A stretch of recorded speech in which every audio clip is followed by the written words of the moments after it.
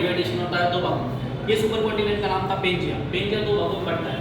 Pangaea दो भागों में बढ़ता है कि भूगर्भ अंचलों के कारण दो भागों में बढ़ता है। पेंजिया बढ़ता है और एक इसके आसपास में महासागर रहता है, इसका नाम रहता है पेंथालासा। पेंथालासा के बाद में दो कॉन्टिनेंट बनते हैं इस सुपर कॉन्टिनेंट से। एक का नाम रहता है आपका अंगारा लैंड, एक का रहता है गोंडवाना लैंड। ऊपर वाला जो हिस्सा रहता है वो अंगारा लैंड रहता है, नीचे वाला जो रहता है गोंडवाना लैंड रहता है। इसके बाद में और विभाजन हुए और वर्तमान अगर पृथ्वी को देखें तो 6 बड़ी प्लेटों में और 14 छोटी प्लेटों में विभाजित है। जिसमें 6 बड़ी प्लेट हैं आपकी American plate, Atlantic plate, Eurasian plate, African plate, उसके बाद में पैसिफिक और नीचे आर्कटिक प्लेट।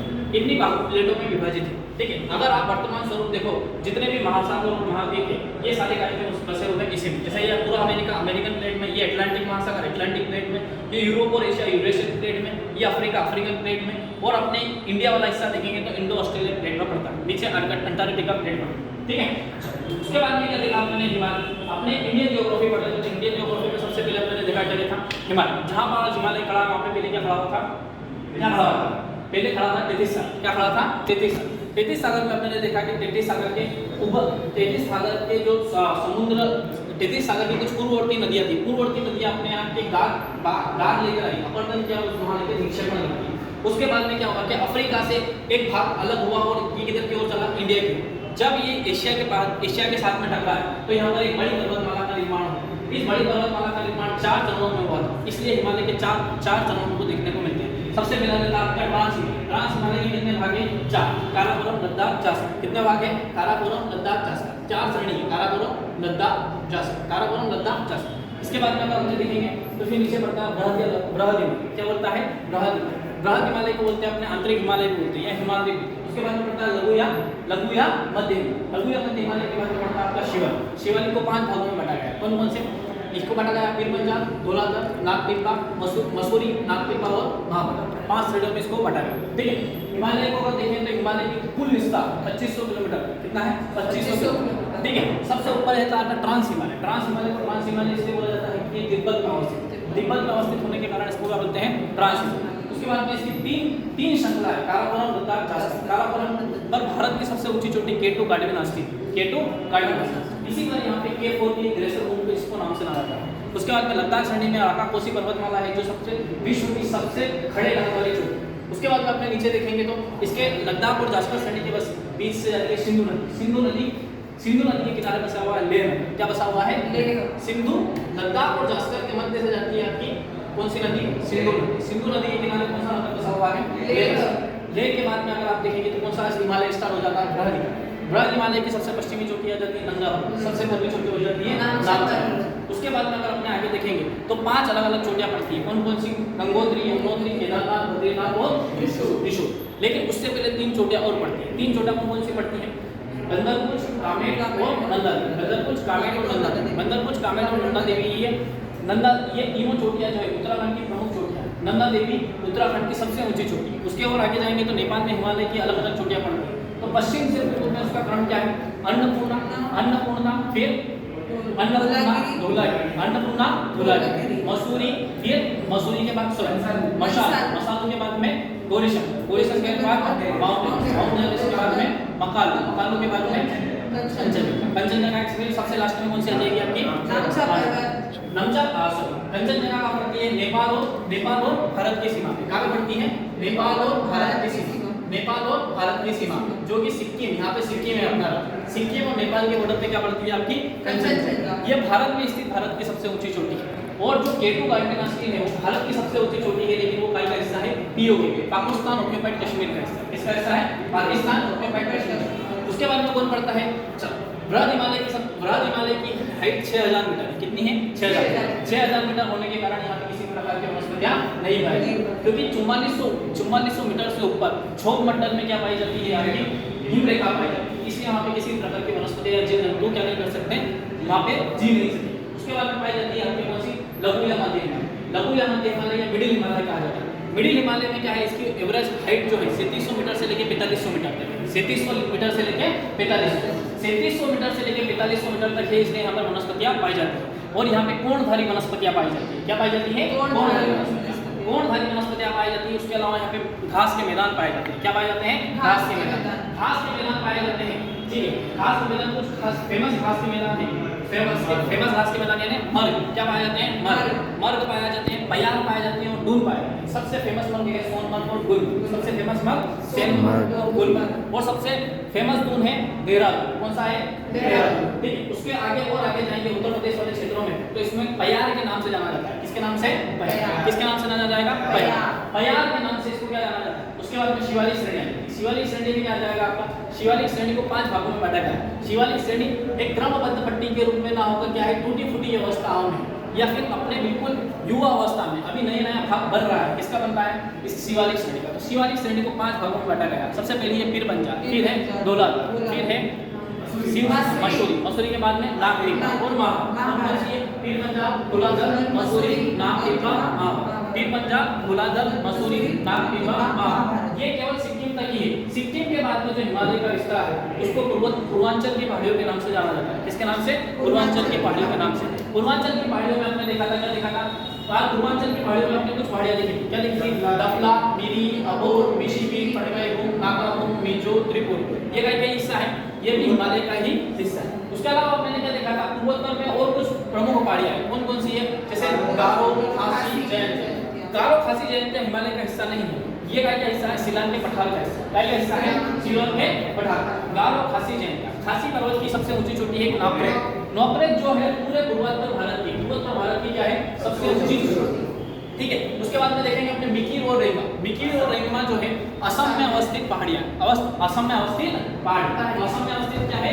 ये पहाड़। उसके बाद में देखा था मैंने अरावली माउंटेन। ये वाला जो माउंटेन दिख रहा है आपको फिजिकल इंडिया में देखेंगे तो ये वाला जो माउंटेन दिख रहा है पूरा गुजरात से लेके बिल्कुल दिल्ली तक फैला हुआ है। गुजरात, राजस्थान, हरियाणा और यूनियन टेरिटरी दिल्ली तक फैला हुआ है। ठीक है, जो रायसेना हिल्स है जहां पर राष्ट्रपति भवन पाया जाता है वो भी अरावली माउंटेन का ही हिस्सा है। सॉरी, फिर इसके बाद में आपने देखेंगे तो अरावली पर्वतमाला की कुल लंबाई कितनी है? 1100 किलोमीटर। कितनी है? 1100। इसकी सबसे ऊंची चोटी है आपकी गुरु शिखर जो कि माउंट अबू में पड़ती है। इसकी कुल ऊंचाई है 1728। कितनी है? 1722। 1722 कितनी है? 1722 कितनी है? 1722 मीटर इसकी क्या है? ऊंचाई। कहां पर है स्थित है?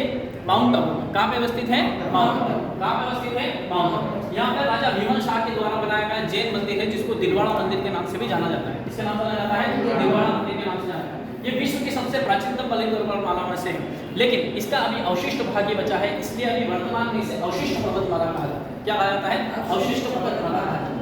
ठीक है, उसके बाद में प्रायद्वीपीय भारत पड़ा था। प्रायद्वीपीय भारत का मैंने देखा था कि प्रायद्वीपीय भारत का जो ढाल है, प्रायद्वीपीय भारत का जो ढाल है दो तरीके से बांटा गया है। एक निकलती है आपकी नर्मदा नदी इस प्रायद्वीपीय भारत को 2 भागों में बांटती है। कितने भागों में बांटती है? 2 भागों में बांटती है। तो ऊपर वाले भाग को बोलते हैं उच्चवर्ती मध्यभूमि। क्या बोलते हैं? उच्चवर्ती मध्यभूमि। उच्चवर्ती मध्यभूमि। नीचे वाले भाग को बोलते हैं दक्कन का पठार या फिर प्रायद्वीपीय भारत भी बोलते हैं। ठीक है, अब इस वाले क्षेत्र का जो ढाल है वो किधर की है? उत्तर पश्चिम से किधर है? दक्षिण पूर्व की। किधर की ओर है? उत्तर पश्चिम से दक्षिण पूर्व। इसके ऊपर वाला जितना भी भाग है इसका ढाल किधर की है? उत्तर की ओर। किधर की ओर है? उत्तर की ओर। इसलिए नर्मदा नदी से जितनी भी नीचे बड़ी नदियां निकलती है वो सारी पश्चिम से निकल के पूर्व की ओर बहती है या फिर उत्तर पश्चिम से निकल के दक्षिण पूर्व की ओर बहती है। और नर्मदा नदी से ऊपर वाली जितनी भी नदियां निकलेगी उनका बहाव हमेशा किधर की ओर होगा? उत्तर की ओर। क्योंकि इस पूरे प्रायद्वीपीय भारत का ढाल किधर की ओर?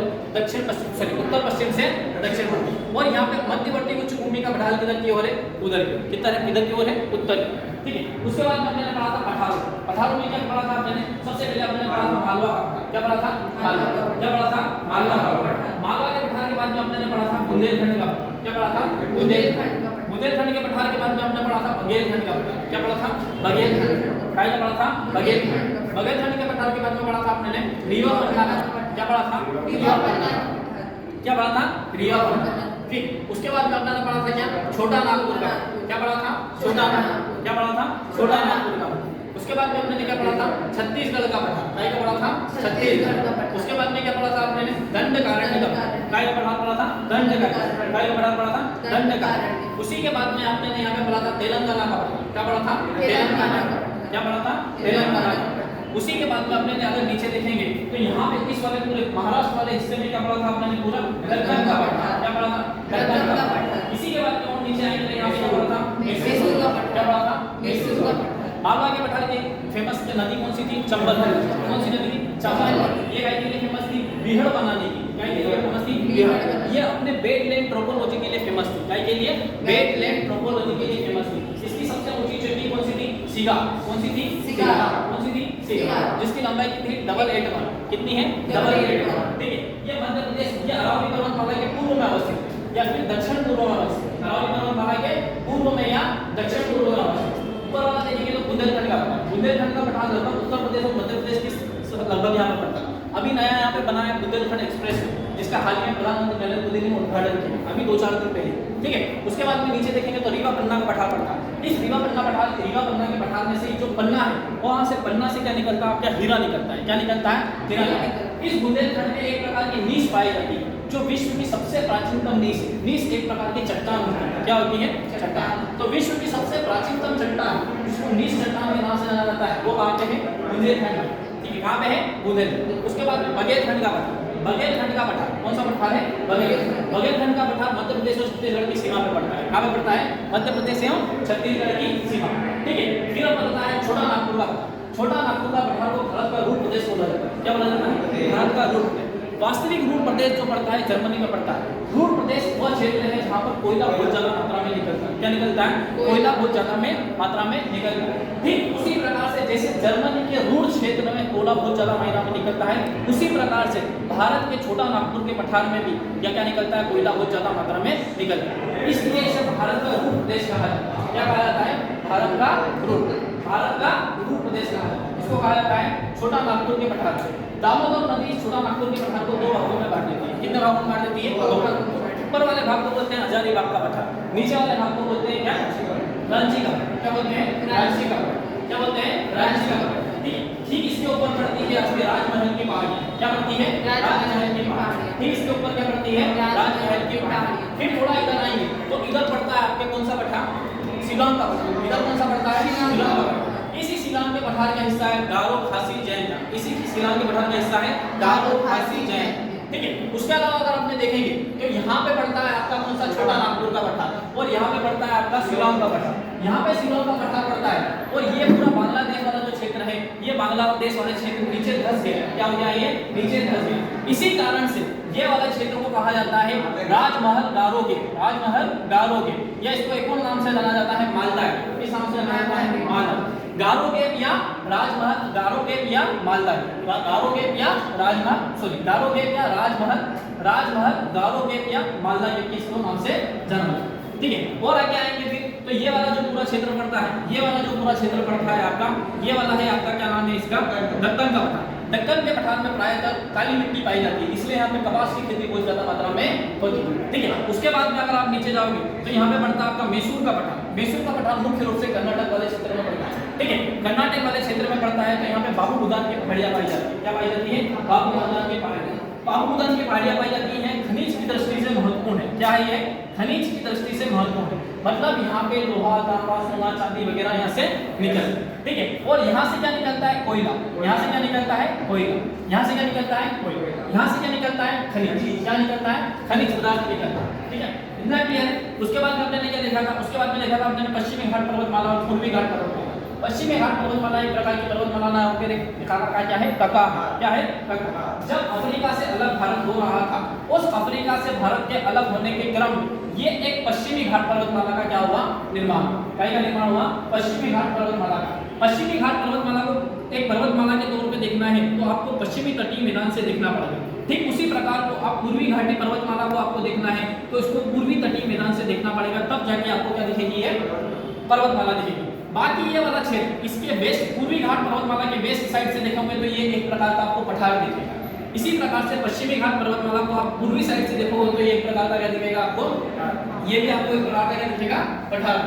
ठीक है, उसके आगे चलते हैं हम। इसमें क्या होता है? पश्चिमी घाट पर्वतमाला, पश्चिमी घाट पर्वतमाला जो है, ये पश्चिमी घाट जो पर्वतमाला है, ये पश्चिमी घाट पर्वतमाला नर्मदा नदी से लेकर, कहां से? नर्मदा नदी या ताप्ती नदी से लेकर कहां तक पड़ती है?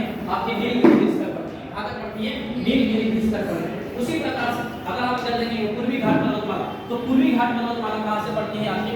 आप इसमें यहाँ पे महानदी